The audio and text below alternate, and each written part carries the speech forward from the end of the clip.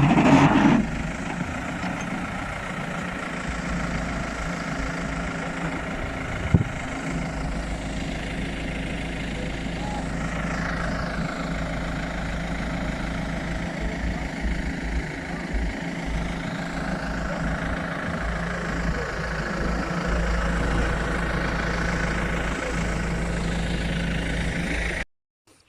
السلام عليكم خوتي خواتاتي، صباحكم مبروك.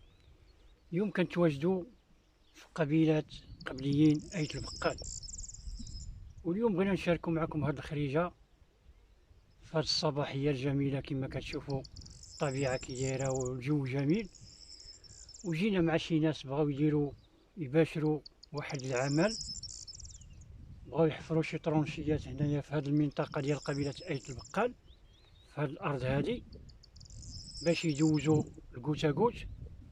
وحنا هنايا باش نتعاونوا مع اي واحد بغى يدير بحال هاد المشاريع، او بغى يحفر شي بير، او بغى يدير يعني مساعدات مجانيه. وجينا اليوم في هذا الصباح الباكر كما كتشوفوا، صباح الجو جميل اليوم، وبغينا نشاركوا معكم هاد الخريجه هذه. وجبنا معنا السيد مول الطراكس، وجبنا الطراكس لهاد المنطقه ديال قبيله قبليين ايت البقال. وكنطلب من الناس ديال القبيلات قبليين ايت البقال يتضامنوا باش يصاوبوا الطريق. والسيد اللي معايا اليوم مول هاد الطراكس هادي هو تيبان لكم راه هابط من الفوق، قال لك انا راه مستعد نتضامن مع هاد الناس هادو يتعاونوا ويعبدوا هاد الطريق هادي ديال القبيلات قبليين ايت البقال اللي كدي للزالغي. الناس ديال قبليين راهم كيعرفوني علاش كنتكلم، ما غيتكلفش داكشي كتير بزاف. يتعاونوا الناس كل يعطي شي بركه، ويتعاونوا ويعبدوا هاد الطريق هادي. ها هو مول الطراكس راه معايا، والعمل راه جاري في هاد الارض هادي اللي قلت لكم.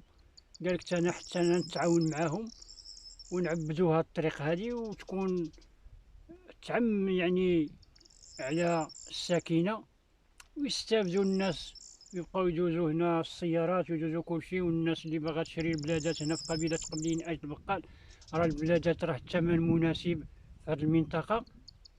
غير الطريق اللي شويه كما كتشوفوا بيست، اللي كتضرب الشتا كتكون الحمله. وراه الطريق راها مزيانه ان شاء الله، خصها غير شويه ديال الخدمه. ها مول البلاد كيبان لكم، مول الطراكس هو تيبان لكم راه جاي. والطراكس راه خدامه كما قلت لكم في هاد البلاد هادي، راه كتحفر الطرونشيات. ونتمنى خوتي خواتاتي متتبعين قناه اراضي وعقارات عبدو يعجبكم هذا الفيديو اللي صورت اليوم في قبيله قبليين ايت البقال. وتابعوني ان شاء الله في فيديو اخر ان شاء الله.